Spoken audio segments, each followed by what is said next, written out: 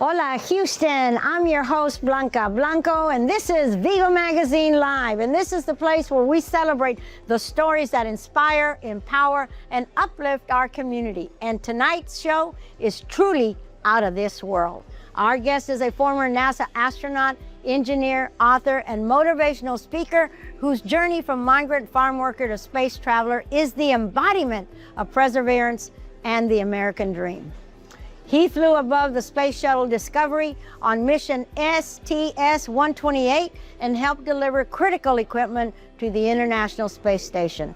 Please join me in welcoming NASA astronaut Jose Hernandez. But first, we'll be right back with Jose Hernandez after this quick word from our sponsor, so don't go away. We'll be right back.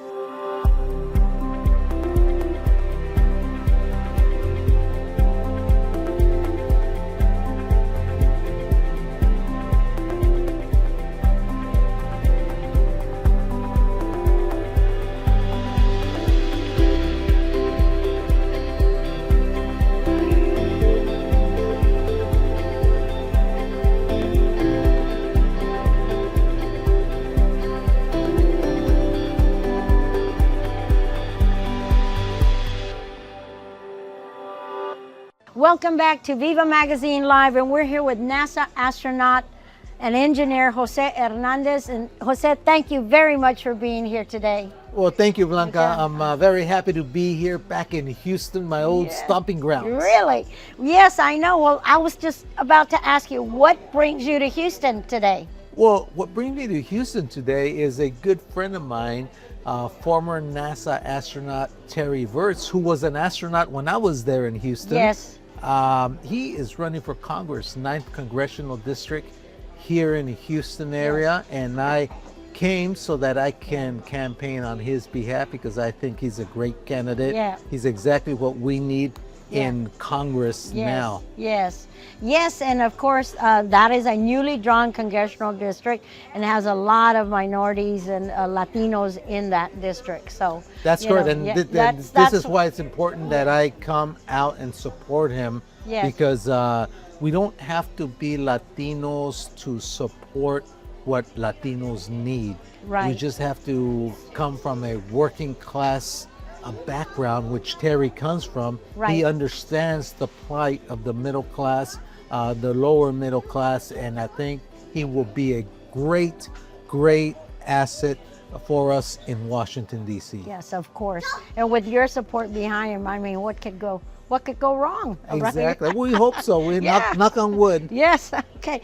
So, you know, I can't imagine how you find the time to do all of the stuff that you do. Why? Because you live in Stockton, California, in a little suburb called Manteca, right? Mm-hmm. And you operate an aerospace consulting firm called Tierra Luna and run a vineyard. Tierra Luna Engineering. Engineering, okay. And you run a vineyard called Tierra Luna Cellars. Yes. So all of that must keep you very busy, Mr. Jose. Well, it's not only running Tierra Luna Engineering and then Tierra Luna Cellars, because within Tierra Luna Cellars, I'm a farmer. Yes. And then I'm a vintner. I also make the wine. And then I have the company where we bottle it and we sell the wine. Yes. Apart from that, I'm a book author. I've written 3 books, working on my 4th book. And I'm also a motivational speaker. Yes. So I am all over. 3 days ago, I was in Chiapas, Mexico. Oh my God, and so a week ago I was in Boston. I'm everywhere speaking. How do you find that time? Well, it's all time management. Yes, time management. Time management. Yeah. Yes, we need a little motivation on time management. Yes. Okay, so let's just begin. So your story begins in the fields of California. Yes. As the son of a migrant farm worker. What was life like growing up as a migrant farm worker family? Well, if you think about it, it sounds tough, but as a kid, kids are so resilient. Yes. It wasn't. It was more of an adventure. Imagine growing up and moving 3 different school districts, starting off in Southern California, 2 months, Central California, 2 months, Northern California 5 months. Yes. 3 different school districts, 1 school year. And then you go back to my parents' hometown in Michoacan.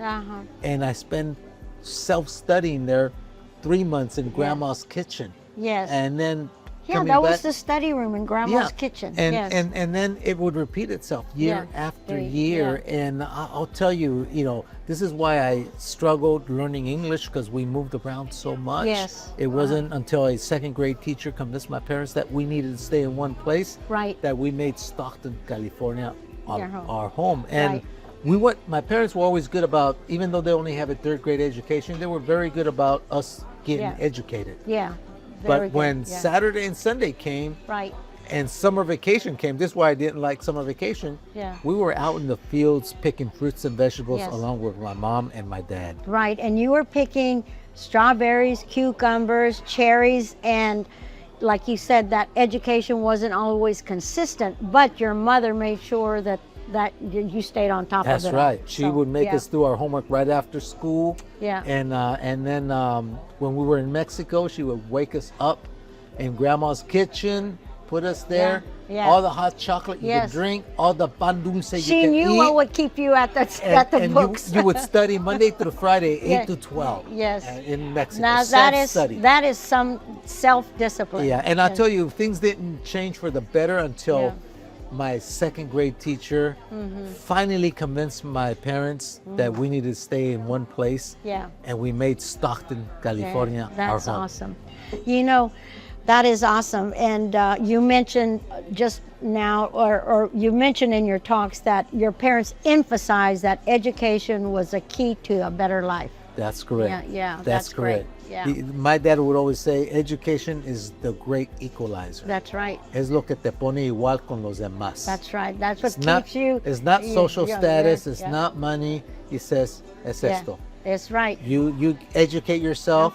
And eres igual. You're the same as anybody else. That's right. That is so true. So let me ask you this question, Jose. Was there a moment that sparked your dream of becoming an astronaut? When was that moment? I know you had it. Absolutely. I was 10 years old, 5th grade. Yeah. December 1972. Do you know the exact date and everything? The last Apollo mission. Yes. Apollo 17. I turned on our old black and white vacuum tube technology TV with rabbit ear antenna. Yes, because we couldn't afford cable. It was barely coming on and we couldn't afford it. Right. And there I see on a black and white TV none other than the last man who's ever walked on the moon. Yes. None other than astronaut Gene Cernan. Yes. And here I am seeing him walking on the moon. I would go outside, Blanca, and I would see the moon out in its full glory. Come back inside, listen to the reporter. Still remember his name, Walter Cronkite. Yes. Narrating that moonwalk. Yeah. I would hear astronaut Cernan talk to Mission Control Houston. Yeah. And that's when I told myself, I want to be like that guy. Yeah. I want to be like Gene Cernan. I want to go to space. Yes. And that's when the dream was conceived. And how old were you? 10 years old, 5th grade. And the best thing I could have done, Blanca, was to share that dream with my dad. Yeah. I shared with you, he only has a 3rd grade education, but he had the wisdom. When he heard I wanted to be an astronaut, he did 2 important things. Yeah. The first thing he did is he validated the dream. He said, I think you can do it. Yes. Man, that's incredible. For a 10-year-old, when your father says you can do it, you're so happy. Yes. But then, more important, he said, if you really want to do this, mijo, follow this simple 5-ingredient recipe. Right. And I told him, what is it, Dad? He said, primero, first, define your purpose in life. Second, recognize how far you are from your goal. Third, draw yourself a roadmap from where you know where you're at to where you want to go.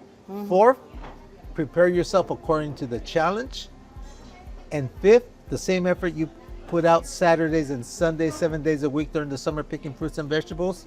He pointed to my books on the kitchen table and said, you put that effort there. Yeah. And when you graduate, you put it in your job.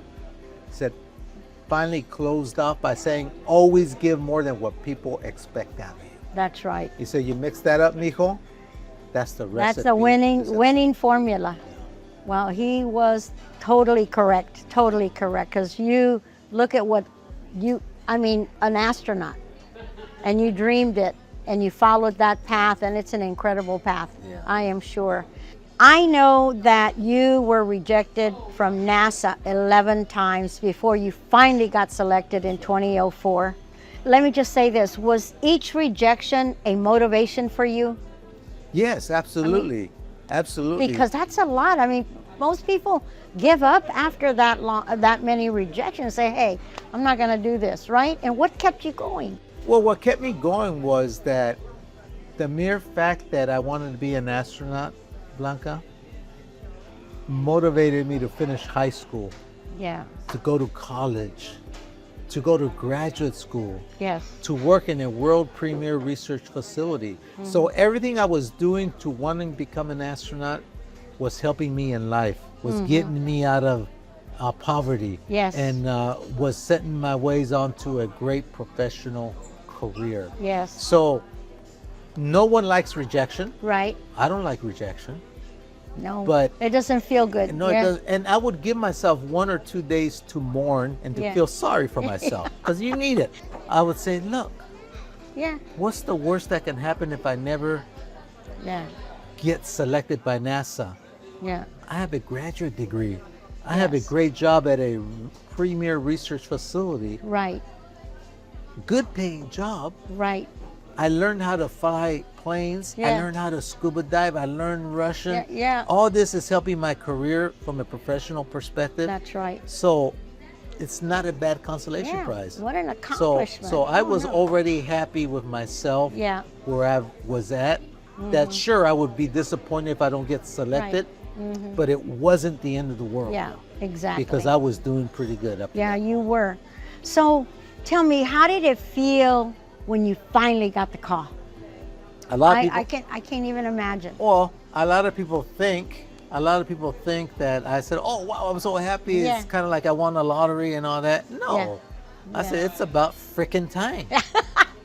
I thought I had earned it Yeah. years past. It was 11 rejections, Yes. Blanca. I 11. know. 11. I mean, felt ready 6 rejections ago, Yes. you know, and so Yeah. I kind of really seriously thought it's about time, Yeah.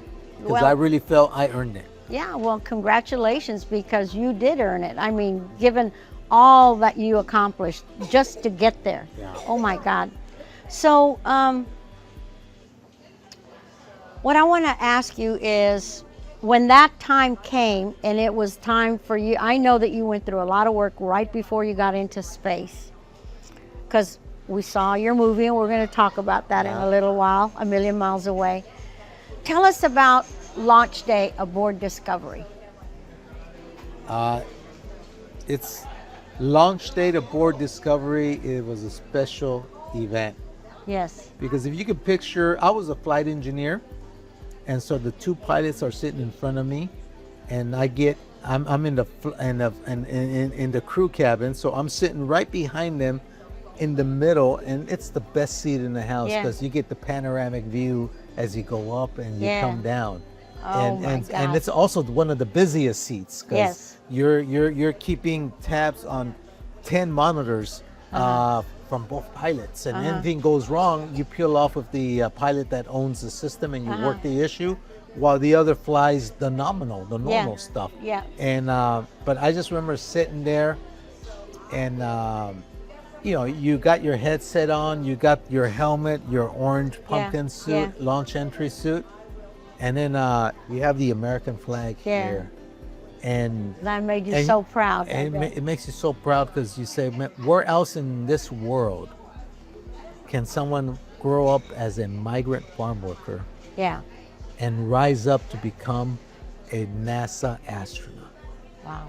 I Not said, many how, places. How great is our Yeah. country? Yeah. And these are the values. Yeah. This is the American dream That's that right. candidates like Terry Virts, who's running for Congress, Congressional District 9 here in Texas, is fighting for. Yeah. We gotta make sure that the American dream Is stays alive and well, because everybody. because it's slowly eroding for a lot of our people, and this Yeah. is what we have to protect. It. That's right. When you were up there, Jose, in the space capsule, what goes through your mind when you were looking down at Earth? What did you think at that very moment? I can imagine it's a spectacular I'll tell you. view. There's a little over 600 people who have had the privilege of seeing our Earth Yeah, from the outside, from that perspective. yeah, And I remember as flight engineer, I have to stay in my seat. Mm-hmm. At least one rotation. We go around the world once every 90 minutes. yeah. And when it was time to unbuckle and change to regular street clothes, Yeah. I unbuckled and floated for the first time. Yeah? Never Oh. get tired of 0G of floating. I remember I was flying down to the middeck to change clothes, Yes. and I stopped on the window Yeah. to see the Earth for the Wow. first time. We were flying over North America. Uh-huh. And I did well in geography, so I could tell where Canada was, Yes. the U.S. Yes. and Mexico. But what Yeah. struck me as beautiful, Blanca, was that I couldn't tell where one country ended And it- and another began. Right. And No borders. I said, wow, I had to come out of the world Yeah. to realize Yeah. that borders are human-made Yeah. concepts designed to separate us, and how sad, because from my perspective, we're just one. We're the human race. That's right. Yes. And I said, I wish our politicians would have that benefit. Yeah. And you know what? Terry Virts does have Yeah, that benefit. yeah, he so he does. would make a great politician. That's right. Okay, when we come back, Jose's going to share what life is really like out in space and how Hollywood brought his story to the big screen. So stay with us and don't go away. Viva Magazine Live is proud to be on location this Friday, April 3rd, for a special moment of giving and community spirit. Hot Rods and High Heels present a check to Mission One USA at the J Bar Inn Barbecue on Leland Street. Join us as we celebrate generosity, unity, and the power of coming together to make a meaningful impact right here in Houston. See you then. Hasta luego, Houston.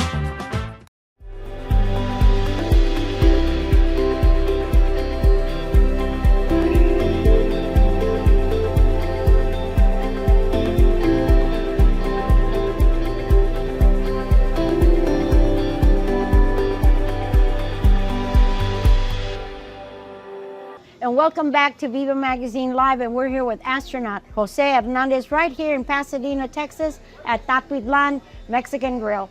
Jose, like we mentioned, what was daily life like aboard the International Space Station? Well, it was great. First of all, once we got up there, it only takes 8.5 minutes to get up into space.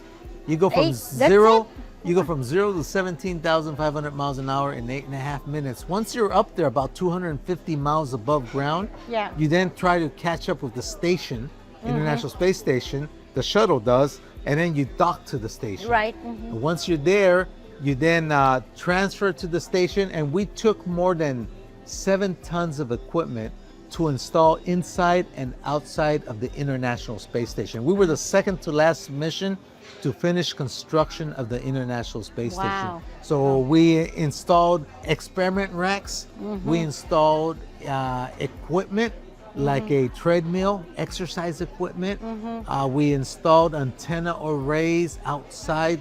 We did 3 EVA spacewalks.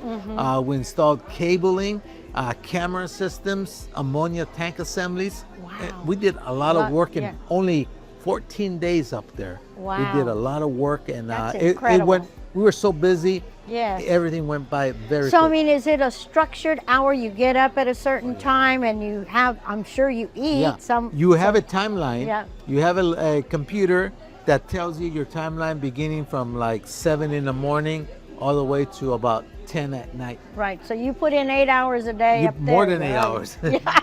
You- They you- have you going in. You put about 11 hours Then up there. yeah, I'm Yeah, sure. because time It's- is so valuable, they want to get the most out of it. Of course. Tell me about food. I mean, what did y'all eat?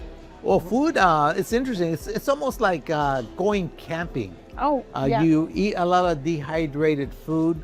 If you're familiar with cup of noodles or, Yes. or sopa maruchan, Oh, yeah, uh-huh. you add water to it and Yeah, it gets yeah. rehydrated. They're very filling. Yeah. That's the type of food you eat. You also eat military meal rations for the meat, right. and that's also pretty interesting. But after a while, everything tastes the same, salty. Really? You know, and so you're long for my wife's cooking Yes. of mole Yes. and tortillas de Yeah. harina, all Yeah. that kind of Oh. stuff. But Did you take some tortillas up there? I did not take tortillas up there, but they put tortillas up They there. did. That's the I- main. That's the main staple. They don't Yeah. use bread Uh-huh. because bread, if you tear it apart, it creates a crumb cloud Yeah. that you Oh. get in your eyes Oh, or in the okay. electronic equipment. Yeah. So what do? We use tortillas. Wow. We Corn, use tortilla. flour? It was flour tortillas. Uh-huh. And then with powdered eggs, you make scrambled eggs, and you can make your Yeah. breakfast burrito like that. Yeah. Awesome. With cheese and Yeah. salsita. Yeah. That's good. That's awesome. Yeah.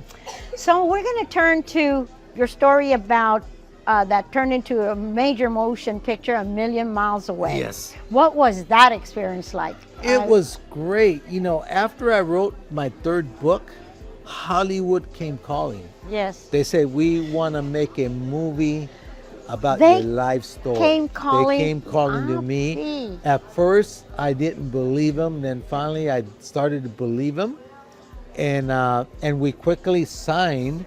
And I remember them saying, "Who do you want to play you?" Yes. And the only actor I wanted, there's only one actor, and that was Michael Peña. Yes. And He did a great he job. did a great job. Oh. And they sent him the script that same day. He called and says, "I want to do this movie." So we didn't consider anybody else. Yes. He said, "I'm in. I'm all Yeah. in." And then after that, we had another meeting and said, "Okay, who do you want to play your wife?" I said, "Well, you know, Michael Peña was an easy one. Yeah. Let me shoot for the stars, right?" I said, "Okay, I want Salma Hayek." And guess what? I didn't get Salma didn't Hayek. get Ha- you I didn't didn't get get Salma Salma. Hayek. Yeah. But we got Rosa Salazar. Yes, she was And incredible. Rosa was Yeah. incredible. Yeah, she was. She in certain aspects did a better job than Michael Peña in portraying my wife. Yes, Because uh-huh. when I saw the movie for the first time, Mm-hmm. Blanca, I looked at it in the big screen and I saw Rosa as my wife, Yeah. and I could see my wife up there. Yeah. I said, "That's my wife. Yeah. That's just my like wife." her, yes. You know, it doesn't look like her, but her personality, Yeah. her quirks Her and everything, ways, her uh-huh. ways, just like my Yeah. wife. Because it was during the pandemic, Yes. so Rosa spent a lot of time Mm-hmm. on Zoom with my wife. Yes. And the way they communicated a lot Yeah. was through cooking. Yeah. Oh, that's my nice. my wife taught Rosa how to cook certain things, but Yeah. that was just a pretext. So she was studying Yeah. my wife's mannerisms and everything. Right. And when I tell you, when I Yeah. saw it on the screen, I said, "Man, You fell in love all over again. exactly." That's awesome. Oh my God. I bet it was very emotional too for your parents, I bet. Oh yes, yes. How was that for them? That was just amazing. When we took them to the premiere for them to see it the first time, Yeah. yeah, you could see Yeah. nothing but I can imagine what your Yeah. parents, I mean, all that. You know, parents do really well because, I mean, all they want is for you to do well, for their children to do well and be great, productive all we citizens. want is for Yes. them to do better than what we did. Yes. And And that's your what parents mattered. accomplished that. I mean, just seeing you, and I mean, having a movie. Who would have thought they would have a movie? I didn't grow up with saying I want a movie didn't made about know. me. I just No. wanted to be an astronaut. Yeah. I mean, and look where we're at now. I mean, my God, that's incredible.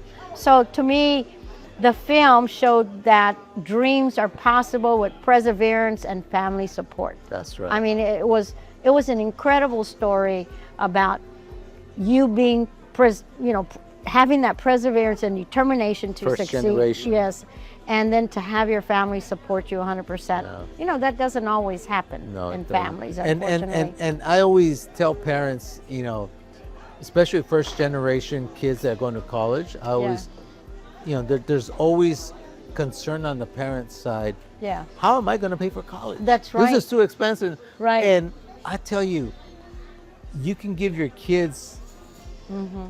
a big gift a lot better than money for college. Yeah. Is you set up an environment as they grow up Mm-hmm. at home Right. so that they are successful academically. Right. If they're successful academically, the rest of the Will things fall in- take care of Yeah. themselves. Right. And I remember my mom would always, after school, sit down, eat a snack, but you can't get up until you finish your homework. Yeah, that is having a lot of, yeah. Every evening, we all ate dinner at the same time together. Everybody, no Yeah. exceptions. But then back then, remember, not everybody was on their phones Right, at the table. right. But now that's probably But, you changed. know, but that can. But we did the same thing with our Yeah, kids. By yeah. then they had phones and everything. We would say no electronics on the table. Right. You know, you Right. can't turn anything on. Family time. It's family time. That's And right. Nobody else's time. It's our time. That's right. And so those are the things that Yeah. that I think parents can do, as opposed to worrying about. Because if you relay to the kids, hey, I'm not sure I'm going to be able to afford college. Yeah. What you're telling them is, don't even try. Right. You know, you set your heights lower, and you don't have to go to college. You're letting them off the hook, Right. and Yeah. you shouldn't do that. Right. You put the expectation, the monkey on their back, you will go to college. Yeah. That's not an option. That's right. I agree with you 100%. What message do you hope young viewers take away from watching your show? Tell me those things that you think will make a difference or an impact for them. Well, I hopefully they take my dad's 5-ingredient recipe, Yeah. and I added 6-ingredient, which is perseverance. Is Right. You never give up on yourself. Right. Keep always improving, so that you eventually reach your goal. And so the message to the kids is, it's okay to dream big, but you got to work hard, and you got to prepare yourself to convert that dream into reality. Follow that 5-ingredient recipe my dad gave me. Add perseverance, and I'm here to tell you, sky's not the limit. The stars are. I'm Yes. living proof of that. Yes, you are. Like you say, don't let anyone tell you your dreams are too big, right? Yeah. You said that. Representation matters. As one of the first Mexican-American astronauts, what responsibility do you feel? Well, I don't think it's more of a responsibility that I feel, but responsibilities that I accept. And that is, you become an instant role model. And you got to embrace that role model role that's thrust upon you. That's right. And you can use it for good or for bad. I choose to use it for good. I tell people, you know, to me, a Anglo astronaut walking on the moon 250,000 miles away motivated me to become an astronaut. Right. I didn't even know the man, Yeah. but he motivated me and said, that's what I want to be like. Right. Imagine if kids, Latino kids, see me, someone that looks like them, Yeah. someone that speaks like them, Yeah. someone that perhaps came from a similar socioeconomic background, and I tell them my story. Right. It's an empowering process, which Yes. means that they should be able to not only do what I did, but perhaps even more. Yes, Jose, do you think that there should be more Latino role models? Absolutely. Because I don't really believe we have enough. I mean, that's just my opinion. We don't have enough. That is why I was so adamant about wanting to interview you, because you're such a impactful and powerful role model. Right. That if you can accomplish that, what is it that, I mean, they can accomplish Yeah. whatever they want to accomplish.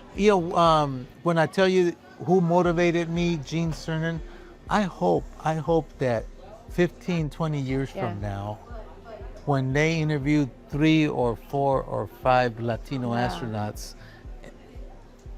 and they say, what motivated you? Yeah. I hope that they say, I listened to Jose Hernandez, and he's the one that motivated. I Because hope so. that's what we gotta be doing. We gotta be planting seeds Seeds. in our young kids, empowering them to believe that sky's not the limit, but the stars are. Yes, that's right. So, what was the most breathtaking moment in space? Can you tell me that? I think looking out 2 windows. The first one is looking at our beautiful planet, Yes. and then going the opposite side Yeah. and seeing the vast grandness of our universe. Oh my God. And feeling so humble Yeah. that realizing that we're just a speck of dust Yes. in the grand scheme of the whole things. universe. Yes, of course. Our planet, though it's big, yeah, but when you compare it to our universe, it's a little Yeah. speck of dust. yeah, yeah. So that really, really impressed me. I bet. Okay, we're going to be right back, so stay tuned and don't go away. This Viva Magazine Live interview was filmed on location at Tepatitlan Mexican Grill, where authentic flavors, vibrant culture, and community come together, celebrating the heart of local Latino excellence. That's our show for tonight. Remember, your stories matter, your dreams are valid, and your journey is just beginning. I'm your host, Blanca Blanco, and this has been Viva Magazine Live. Until next time, hasta luego, Houston.